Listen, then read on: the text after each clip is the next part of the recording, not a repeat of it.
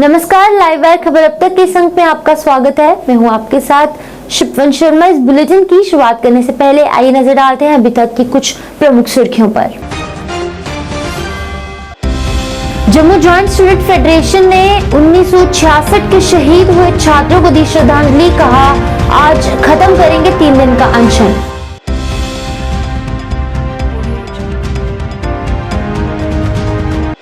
Gupkar alliance के खिलाफ Shiv Sena Dogra front का प्रदर्शन। टारगेट किलिंग्स को लेकर दिए गए बयान पर जताया रोष।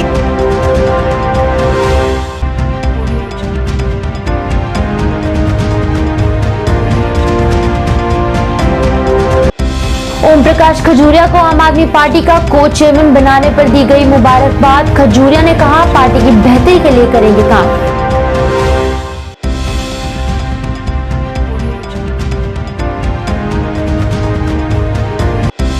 और सेवा सिंह बाली ने कहा, आम आदमी पार्टी को अलविदा। कहा, उम्मीदों पर खरी नहीं उतरी पार्टी।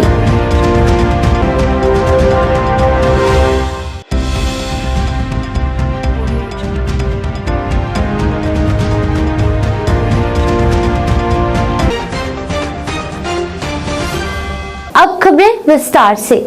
जम्मू के डिग्री कॉलेजों में 3 दिवसीय ब्लैक डे आज संपन्न हो गया। बता दें कि जम्मू विश्वविद्यालय और जम्मू के लिए अलग कृषि विश्वविद्यालय स्थापित किए जाने के मुद्दे पर वर्ष 1966 में हुए आंदोलन में 4 विद्यार्थी शहीद हो गए थे। शहीद हुए 4 विद्यार्थियों की याद में हर वर्ष साइंस कॉलेज के बाहर शहीदी स्थल पर श्रद्धांजलि समारोह होते हैं और ब्लैक डे के दौरान जम्मू संभाग के कॉलेजों में पढ़ाई प्रभावित रहती है। जम्मू जॉइंट स्टूडेंट फेडरेशन के कार्यकर्ताओं का 3 दिवसीय अनशन आज समाप्त हो गया। वीसी क्लस्टर यूनिवर्सिटी जम्मू वचन लाल ने जूस पिलाकर बच्चों का अनशन समाप्त किया। इस अवसर पर हर्षदेव भी मौजूद रहे। हर्षदेव सिंह ने कहा कि इतिहास गवाह है कि बड़े बड़े आंदोलनों में विद्यार्थियों की भूमिका अहम रही है। शहीदों को सच्ची श्रद्धांजलि यही होगी कि हम जम्मू के हितों के लिए काम करें।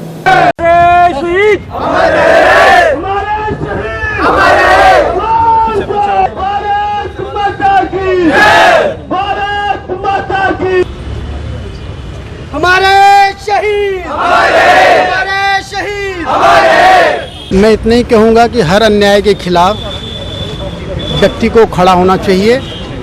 उसके जो भी कठिनाई है उस कठिनाई को, चुनौती को स्वीकार करते हुए जब तक न्याय न मिले तब तक लड़ते रहना चाहिए। ये बच्चों के हित में नहीं है, न किसी समाज के हित में है। मैं बच्चों से अपील करूँगा कि वो खुद भी बचें और दूसरों को भी इससे बचाएं। एक बहुत बड़ी साजिश है, उनकी क्षमता का, उनकी योग्यता का किस तरह से उसको नुकसान पहुँचाए, यह एक साजिश है। वो इस साजिश से बचें, अपने को खुद स्वस्थ रखें, अपने को बुरी आदत से बचाएं और दूसरे को भी बचाने का प्रयास करें। शहीदी दिवस मनाया जा रहा है यहाँ। ये उन शूरवीरों की याद में है, उन शहीदों की याद में है जिन्होंने बहुत बड़ी कुर्बानी दी है, जिन्होंने यहाँ जम्मू के विद्यार्थियों को सुविधाएं मुहैया करवाने के लिए अपना बलिदान दिया, ताकि हमारे आने वाली पीढ़ियों को बेहतर सुविधाएं मिल सके, उन्हें बेहतर तालीम मिल सके, एजुकेशन मिल सके और बेहतर फैसिलिटीज़ मिल सके। उनका ये बलिदान हमेशा हमेशा याद रहेगा। यहाँ सैकड़ों की तादाद में, बल्कि हज़ारों की तादाद में स्टूडेंट्स आते हैं, स्टूडेंट लीडर्स आते हैं और अपनी श्रद्धांजलि उन शहीदों को देते हैं जिन्होंने इतना बड़ा बलिदान दिया जम्मू के कौज़ के लिए, डोगरों के कौज़ के लिए।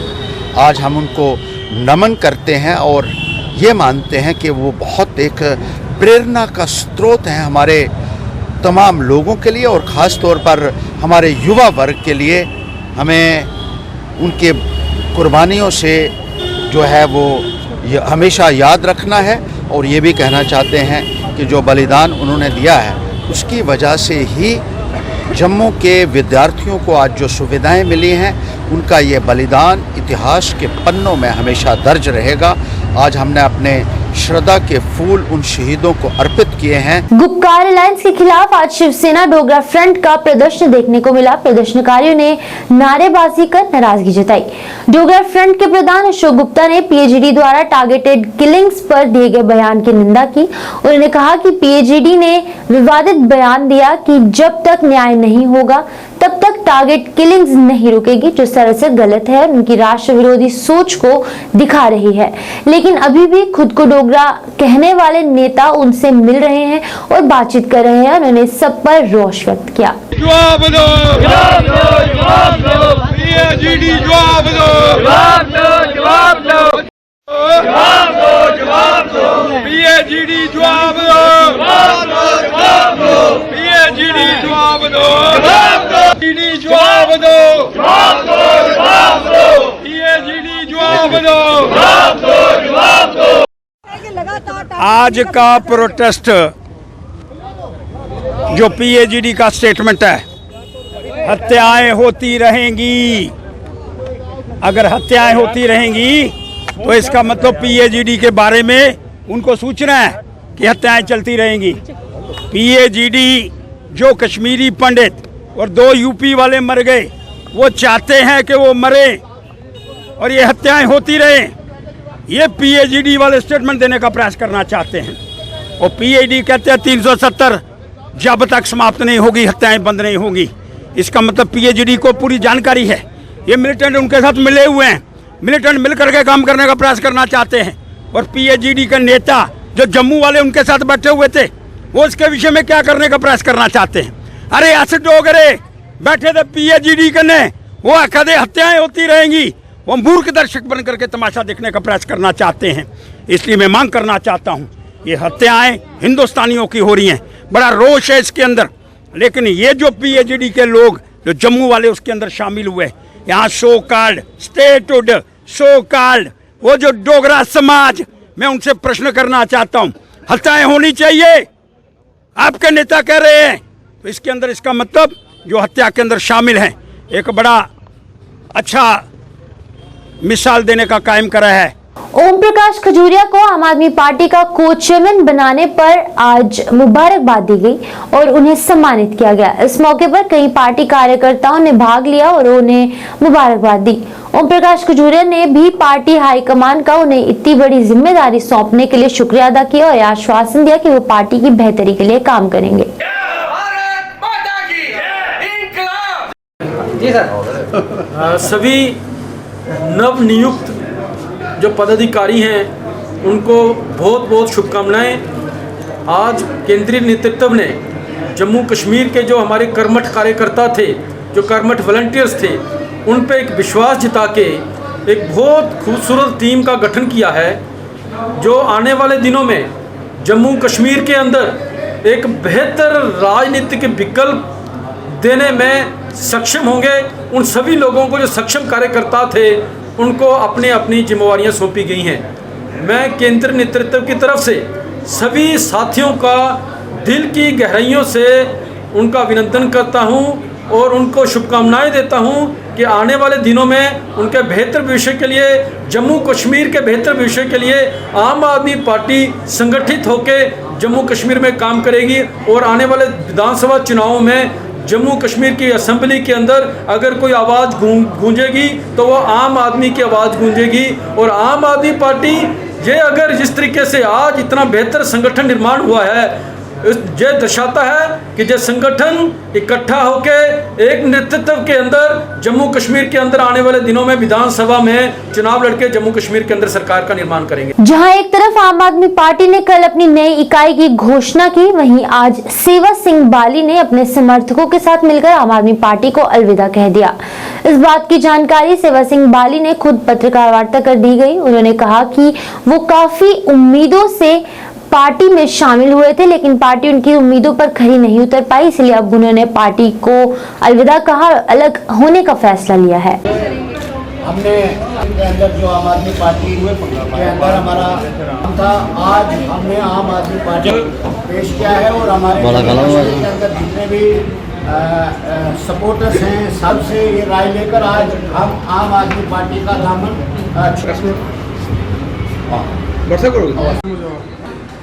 आज हमारा जो प्रेस कॉन्फ्रेंस का मेन कारण जो है, आज हम आम आदमी पार्टी से रिज़ाइन कर रहे हैं और जिस तरीके से हम आम आदमी पार्टी में गए थे लोगों के मुद्दों को लेकर एक उम्मीद के साथ, तो हमें वहाँ पर ऐसा महसूस हुआ कि वहाँ पर हमारे साथ नाइंसाफ़ी हुई और जो लोगों की उम्मीद को लेकर आम आदमी पार्टी में हम गए थे, जिस तरीके से आम आदमी पार्टी के सीनियर लीडरशिप ने हमसे कमिटमेंट किया था, वादे किए थे, उस पे आम आदमी पार्टी खरा नहीं उतरी। तो हमने तमाम साथियों से ये राय लेकर ये फैसला किया कि आज हम आम आदमी पार्टी से इस्तीफ़ा पेश कर रहे हैं। अपनी मांगों को लेकर आज ऑल जे.एंड.के टैंकर यूनियन द्वारा विरोध प्रदर्शन किया गया। प्रदर्शनकारियों ने नारेबाजी कर नाराजगी जताई और कहा कि लोअर मुंडा से उनके टैंकर्स को गुजरने नहीं दिया जा रहा और उन्हें ट्रकों के बाद अनुमति दी जा रही है, जिसकी वजह से कई ड्राइवर्स जो है वो विथड्रॉ कर रहे हैं। उन्होंने इस पर नाराजगी व्यक्त की और उनकी समस्या के समाधान की मांग की।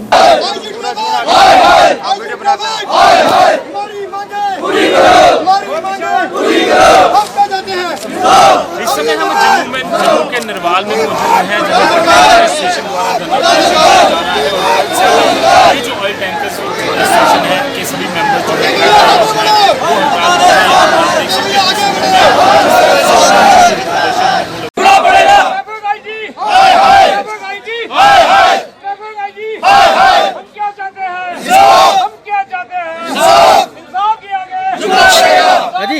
जो गाड़ी को आज 4 दिन लगे हैं, तो इन ट्रैफिक वालों ने वहाँ पे ड्राइवरों को बोला निकलो, जब वो नहीं निकले इन्होंने आर्मी का सहारा लिया।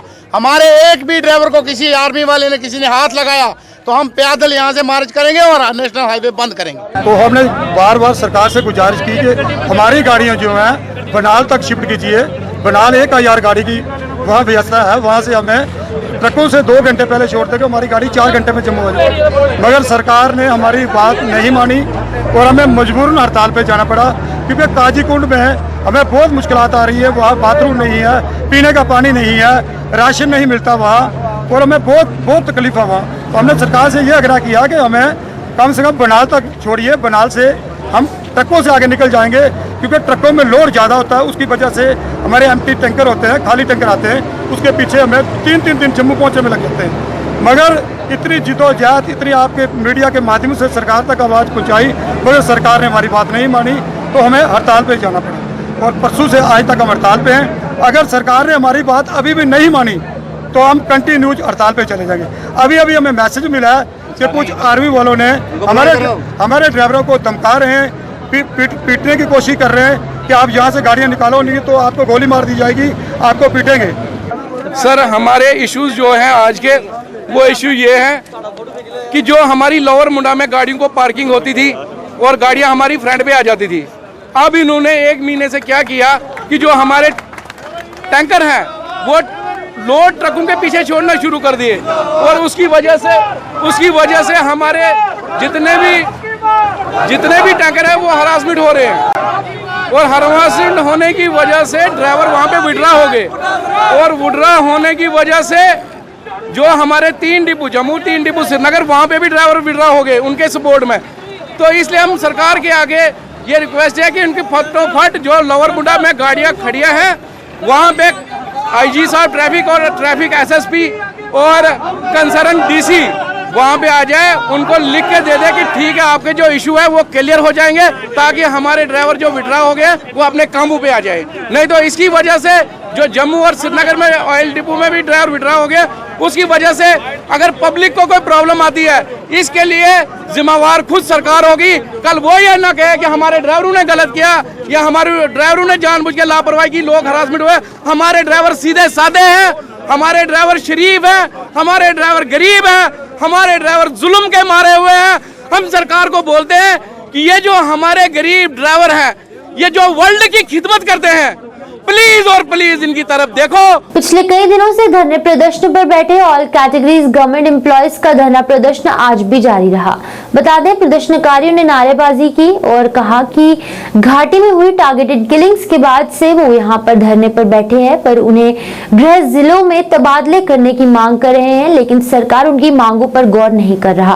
उन्होंने कहा कि वो घाटी में खुद को असुरक्षित महसूस करते हैं और वहां वो वापस नहीं जाना चाहते, इसलिए उन्हें जल्द से जल्द गृह जिलों में तबादला कर देना चाहिए।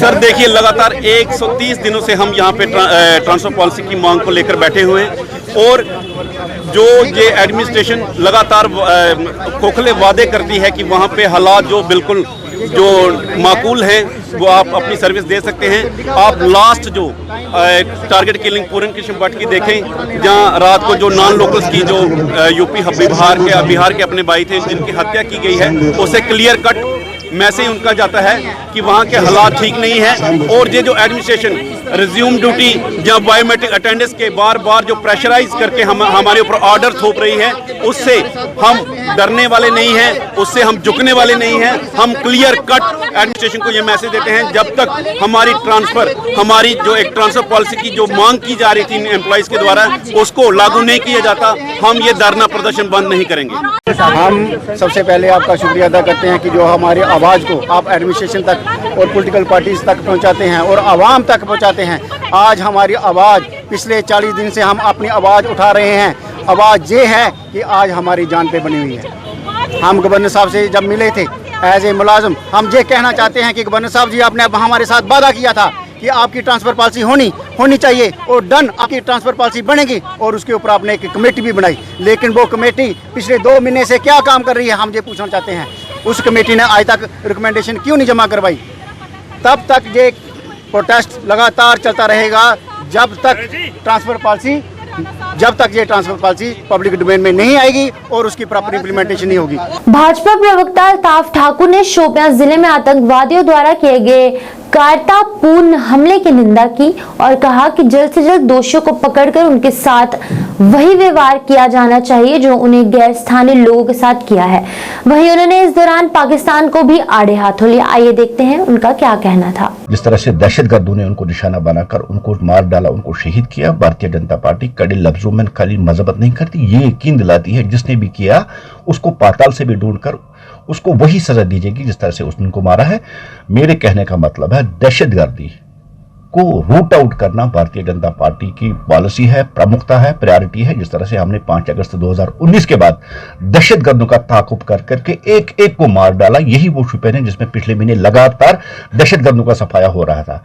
और सबसे बड़ी बात है, देखिए जो कश्मीर में अमन आजकल है, जो कश्मीर में शांति है, जिस तरह कश्मीर में आज टूरिज्म फल फूल रहा है, जिस तरह कश्मीर में हड़तालें, एहतजाज, जलसे, जुलूस, पुलट, बलट, पत्थर और वो कैलेंडर्स बंद हो गए। पाकिस्तान नताश हो चुका, पाकिस्तान परेशान हो चुका है, पाकिस्तान बेकरार है कश्मीर के अमन को देखकर। इसलिए कुछ कातिलों को, जो कुछ कातिल अभी बचे हैं, जो जिंदा अभी है, उनको उन्होंने कश्मीरियों को कत्ल करने के लिए, चाहे कश्मीरी पंडित हो, नॉन लोकल हो, कश्मीरी मुसलमान हो, उनको मारने का उनको कहा। लेकिन यकीन के साथ मैं कह सकता हूं भारतीय जनता पार्टी की जो पॉलिसी है, मिलिटेंसी पे जीरो टॉलरेंस, किसी भी को बख्शा नहीं जाएगा। विभिन्न विभागों में काम करने वाले दिहाड़ीदार मजदूरों ने कैजुअल डेली वेजेस फोरम के बैनर तले अपनी सेवाओं को नियमित करने की मांग को लेकर विरोध प्रदर्शन किया। वहीं इस दौरान श्रीनगर में उन्होंने जमकर नारेबाजी भी की। इस अवसर पर बोलते हुए एसोसिएशन के अध्यक्ष सज्जाद अहमद पारे ने कहा कि सरकार ने उन्हें उनकी मांगों पर पूरा करने का आश्वासन दिया था, परंतु आज तक उन्हें पूरा नहीं किया गया, जो उनके साथ नाइंसाफी है।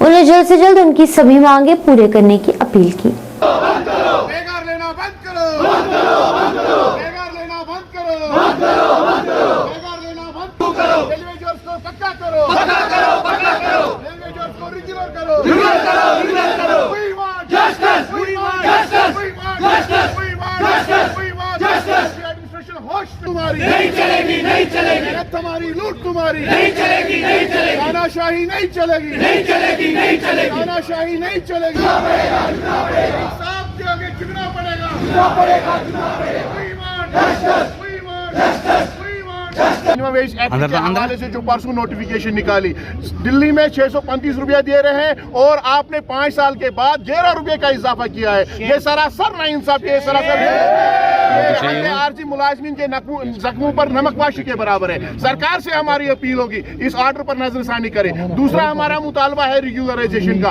पिछले 20-25 साल से हम दर दर की ठोकरें खा रहे हैं। सरकार से हमारी गुजारिश है, चाहे यहाँ का daily Vaser, casual, need base worker, यहाँ का HDF, यहाँ का कंसोलिडेटेड, यहाँ का हेल्पर, यहाँ का स्वीपर, यहाँ का कंपा का सीजनल लेबर, जितने भी यहाँ पे आरजी मुलाजमीन है, उन सब के हवाले से रेगुलराइजेशन का ऐलान किया जाए। अगर सरकार ऐसा नहीं करती है तो हमने फैसला कर लिया है, जितने भी यहाँ पे 4.5 लाख मुलाजमीन के नुमाइंदे हैं, जो पेंशनर्स के मुलाजमीन है, जो यहाँ पे मुख्तलिफ ट्रेड यूनियन है, वो सब के सब एक अनकरीबी एक इनकलाबी प्रोग्राम सामने लाएंगे। अगर उस प्रोग्राम को रोकना किसी के बस में नहीं होगा और उसकी तमाम तर जिम्मेदारी यहाँ के गवर्नर इंतजामिया पर है। विकास कार्यों को बढ़ावा देते हुए आज आमफला में विकास कार्य की शुरुआत की गई। इस काम का उद्घाटन पूर्व उप मुख्यमंत्री कविंद्र गुप्ता द्वारा किया गया। इस दौरान उनके साथ अन्य भी गणमान्य लोग मौजूद रहे। कविंद्र गुप्ता ने कहा कि ये काम स्मार्ट सिटी के तहत करवाया जा रहा है। उन्होंने कहा कि आगे भी इसी तरह के विकास कार्य जारी रखे जाएंगे। स्मार्ट सिटी के तहत बहुत से ऐसे डीप ड्रेन्स को बनाया जा रहा है। लगभग 23 जो जंक्शंस हैं उसके बारे में बताया गया, जिसकी लागत लगभग 32 करोड़ है। उसी के तहत आज अम्फला में जो लोगों को बहुत बड़ी दिक्कत थी यहाँ पर कि यहाँ पर पानी जो रुका रहता था, उसी कारण से आज यहाँ लगभग 1 किलोमीटर की जो ड्रेन है उसका यहाँ पर कंस्ट्रक्शन की जा रही है। मैं स्मार्ट सिटी के जो हमारे ऑफिसर्स हैं उनका भी धन्यवाद करना चाहता हूँ। हमारे ये सैनिटेशन के चेयरमैन श्रीमान राजकुमार जी, यहाँ की स्थानीय पार्षद हमारे इंद्री मल्होत्रा जी और हमारे जिला अध्यक्ष श्रीमान विनय गुप्ता जी, जो समय समय पर ऐसे कामों का जायजा लेते हैं। तो मैं एक बार से स्थानीय नागरिकों का भी धन्यवाद करना चाहता हूँ। काफ़ी देर से जो इनकी डिमांड थी वो उसको आज पूरा किया गया। पीपल्स डेमोक्रेटिक पार्टी महासचिव गुलाम नबी लोन हंजूरा ने जम्मू कश्मीर में डिपार्टमेंटल स्टोर्स पर शराब की सार्वजनिक बिक्री की निंदा की। इस अवसर पर बोलते हुए उन्होंने कहा कि जिस तरह हमारी बहनें और माएँ अक्सर डिपार्टमेंटल स्टोर पर जाती हैं, पर इन स्टोर्स पर शराब की बिक्री से उनकी सुरक्षा दांव पर होगी, जिससे वो कभी बर्दाश्त नहीं किया जाएगा। बता दें, दौरान उन्होंने अन्य भी मुद्दों को लेकर बात की। तो जहाँ तक ये शराब की आपने बात की, तो ये बड़ी शर्मनाक बात है कि जो ऑर्डर निकला है कि हर एक डिपार्टमेंटल स्टोर पे बियर की ये फरोख्त होगी, तो आज तक यहाँ कश्मीर में जो भी रिवायत रही है, पिछले 30 साल की अगर हम बात करें तो काफ़ी हमने सहा है, जम्मू कश्मीर के लोगों ने सहा है, खासकर नौजवानों ने जो बेरोज़गार हैं, जिनके पास कोई रोज़गार नहीं है। तो मुझे लगता है कि जो पॉलिसी यहाँ इंडियन गवर्नमेंट की है या यहाँ की एडमिनिस्ट्रेशन की है, एलजी एडमिनिस्ट्रेशन की है, वो यही है। एक तरफ तो ये कहते हैं हम कि हम नशा मुक्त भारत करेंगे, और दूसरी तरफ यही लोग डिपार्टमेंटल स्टोर पर बीयर्स को अवेलेबल रखना चाहते हैं। तो इसका मतलब साफ ये निकलता है कि रोजगार के बदले लोगों को, नौजवानों को खासकर, नशे में धुत करना चाहते हैं। तो हम इसकी पुरजोर मजम्मत करते हैं, या ऐसा नहीं होना चाहिए, क्योंकि जो रूल्स है, जो रूल्स इन्होंने रिलैक्स किए हैं और इसको अवेलेबल रखा है डिपार्टमेंटल स्टोर्स पे, खासकर नौजवान जाते हैं। हमारी जो महिलाएं हैं, हमारी जो बहनें हैं, माएँ हैं, वो डिपार्टमेंटल स्टोर्स पर जाती हैं। क्या मैसेज देना चाहते हैं ये जम्मू कश्मीर के आवाम को? तो मुझे लगता है कि ये फैसला गलत है और इसको रोल बैक करना चाहिए। कि मैं आपको एक बात बताऊँगा कि ये जमहूरियत है, जमहूरियत में हर एक को हक होता है कि वो किस आइडियोलॉजी के साथ चले।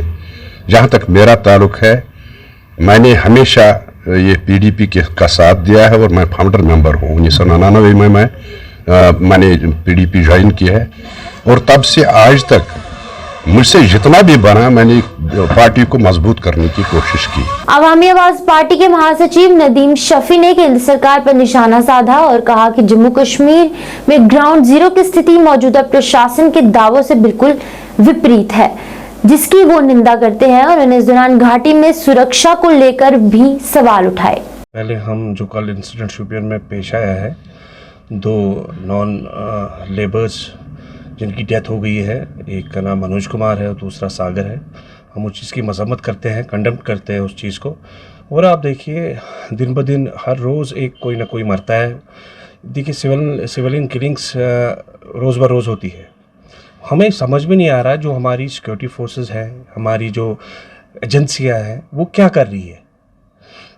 ऐसा लग रहा है कि ये देखिए ये एक पॉलिटिकल गेम भी हो सकती है। उनको ये बताए कि ऐसा नहीं होगा, क्योंकि हम हिंदू मुस्लिम भाई भाई हैं, हम कश्मीरी पंडित हमारे भाई हैं, हम उनके हर दुख और सुख में साथ हैं। और जो आप लोग ये कर रहे हो सरासर गलत कर रहे हो। जिन्होंने भी ये काम अंजाम दिया है, जिन्होंने भी, वो हैवान है, कोई इंसानियत नहीं है उनमें, और अल्लाह भी उनको बख्शेगा नहीं। 1-2 गरीब बंदों को मार दिया, उनकी फैमिलीज अब सड़क पे आ गई, उनके बच्चे भी होंगे, उनको यतीम कर दिया।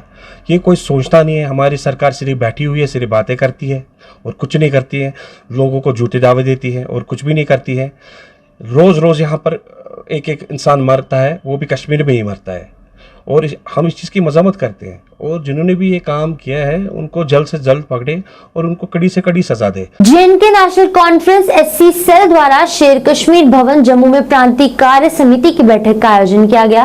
इस दौरान बड़ी संख्या में वरिष्ठ नेता मौजूद रहे और कार्यकर्ता भी वहां पर मौजूद है, जिनकी मौजूदगी में जम्मू प्रांत के वरिष्ठ नेशनल कॉन्फ्रेंस के नेताओं ने इस मौके पर भी संबोधन किया। आइए देखते हैं। वहाँ पर एक बहुत बड़ा मतलब बहुत बड़ा हजूम है। अगर उन लोगों की शमूलियत हो, खासकर इस चीज़ पर जोर दिया जाए कि जो बाहर का वोटर वोट बना रहा है, क्या उसका वोट पीछे आज की मीटिंग जो है SC सेल जम्मू प्रांत की तरफ से ये की जा रही है। और आज की मीटिंग में जो डिस्ट्रिक्ट प्रेसिडेंट और डिस्ट्रिक्ट सेक्रेटरी जो बुलाए गए हैं, ख़ास तौर पर उनसे यही बात करने के लिए बुलाया गया कि यहाँ पे हम आपस में बात करें कि यहाँ पे हमने तंजीम को कैसे मजबूत करना है, और ख़ास तौर पर जो आने वाली इलेक्शन है, इलेक्शन कभी भी होगी लेकिन उसके लिए हमें तैयारी करनी पड़ेगी।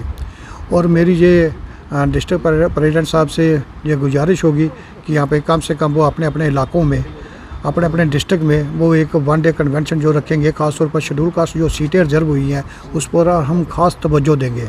और क्योंकि शेड्यूल कास्ट सीटों पर क्योंकि हमारी जो जिम्मेवारी ज़्यादा बनती है, जम्मू प्रांत की तो है ही, लेकिन शेड्यूल कास्ट सीटों के ऊपर हम ज़्यादा तवज्जो देंगे और कोशिश करेंगे कि ज़्यादा से ज़्यादा सीटें हम शेड्यूल कास्ट की सीटें जीतकर अपने नेशनल कॉन्फ्रेंस में तब्दील करें, और ताकि हमारी गवर्नमेंट जो होगी रियासत जम्मू कश्मीर में, वो हमारी नेशनल कॉन्फ्रेंस की आने वाली गवर्नमेंट जो होगी नेशनल कॉन्फ्रेंस की होगी। और इसके साथ साथ हम ये भी कहना चाहते हैं, जम्मू कश्मीर के लोग जो हैं आज BJP से इतने नाराज़ हो चुके हैं।